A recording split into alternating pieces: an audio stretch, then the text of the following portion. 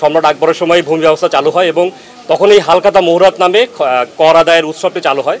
তো ব্রিটিশরা যখন আসে অত্যাচার করে, এই উৎসবটি একসময় হারিয়ে, যেটা ভয় আশঙ্কা ভূমি অফিসে আসলে কি হবে এই আশঙ্কা সৃষ্টি হয় এবং জনগণ এবং ভূমি আমরা যারা সেবা দিই তাদের মাঝে একটা দূরত্ব তৈরি হয়েছে।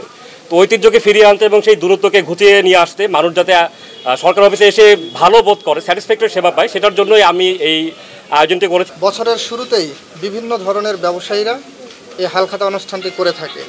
তারই ধারাবাহিকতায় উপজেলা ভূমি অফিস এই হালখাতার আয়োজন করেছে। ৭১ সালের পরে এ যাবৎ এই পর্যন্ত এইভাবে আমরা কোনো খাজনা দিতেও দেখি নাই, নিতেও দেখি নাই, আমরা কোনদিন দেইনি।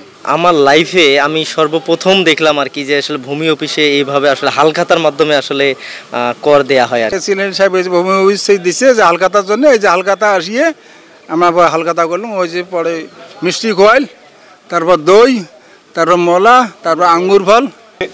এই নাগেশ্বরী উপজেলা প্রশাসন এবং ভূমি অফিস যে আয়োজন করেছে, আমরা আগে জানতাম যে ব্যবসায়ীরা বৎসরের শুরুতে হালখাতা করে, কিন্তু আজকে একটা নতুন উদ্যমে এই উপজেলা প্রশাসন এবং সহকারী কমিশনার ভূমি যে কর আদায়ের ক্ষেত্রে হালখাতার একটা ব্যবস্থা করেছে, এজন্য আমরা তাদেরকে সাধুবাদ জানাচ্ছি।